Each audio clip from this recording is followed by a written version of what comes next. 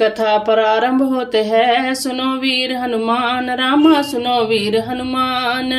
आसन लीजिए प्रेम का, विराज कृपा निधान, सियावर राम जय जय राम, मेरे प्रभु राम सीताराम।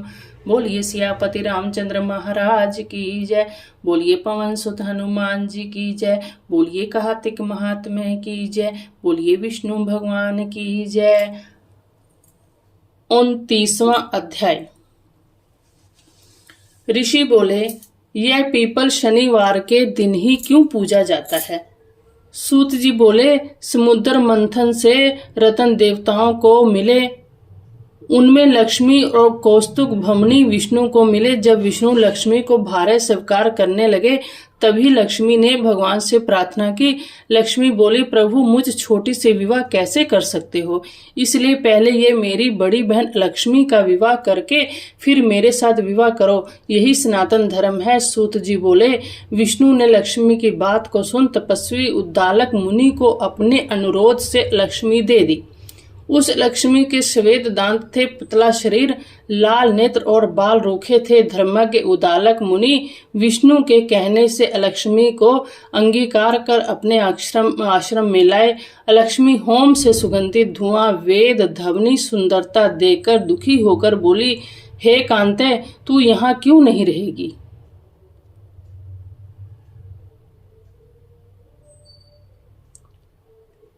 तेरे योग्य कौन सा स्थान है? लक्ष्मी बोली, जहाँ वेद, ध्वनि और अतिथि का सत्कार होता है और यज्ञ दानादिक होता है, वहां मैं नहीं रह सकती। जहाँ स्त्री पुरुष प्रेम से रहते हैं, पितर और देवताओं को पूजन होता हो, वहां मैं नहीं रह सकती। जहाँ उद्यमी, नीति में चतुर, धर्मात्मा, मधुर बोलने वाला, गुरु की पूजा करने वाला रहता हो, वहां भी मेरा निवास नहीं है। जहाँ दिन रात स्त्री पुरुषों में कलह,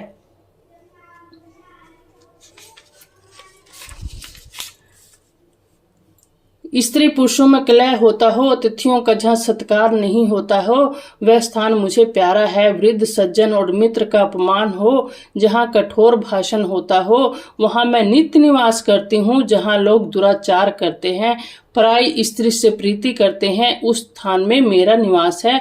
जहाँ गो हत्या, मदिरापान आदि पाप होते हैं, मैं उस स्थान में रहती हूँ।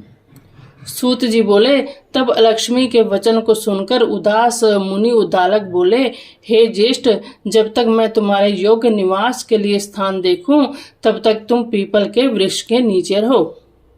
सूत जी बोले, इस प्रकार उसे वहां बैठा उद्दालक मुनि चल दिए।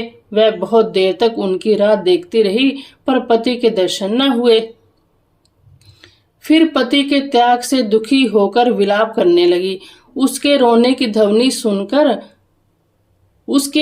ध्वनि से लक्ष्मी ने व्याकुल होकर विष्णु से प्रार्थना की, हे स्वामी, मेरी बड़ी बहन पति के त्याग से दुखी है, उसको जाकर समझाओ। सूत जी बोले, तब भगवान लक्ष्मी सहित वहां गए। उस लक्ष्मी को धीरज बंधाते हुए कहा, हे लक्ष्मी, पीपल के नीचे आश्रय लेकर तुम यहाँ सदा रहो। स्त्रियां तुमको अनेक प्रकार की भेंट देकर तुम्हारा पूजन करेंगी। जय कृष्ण और सत्यभामा तथा नारद और पृथु का संवाद मैंने वर्णन किया। इस वचन को सुन ऋषि हंसने लगे और वे आपस में कुछ नहीं बोले। सब प्रसन्नचित होकर बद्रिका वन के लिए दर्शन के लिए चले गए। जो प्राणी इस कथा को सुने और मनुष्यों को सुनावे, वह सब पापों से छूटकर भगवान विष्णु के समीप मुक्ति को प्राप्त करेगा। कथा समाप्त होते है, सुनो वीर हनुमान, रामा सुनो वीर हनुमान। राम लखन सिय जानकी, सदा करे कल्याण, सियावर राम जय जय राम, मेरे प्रभु राम सीताराम।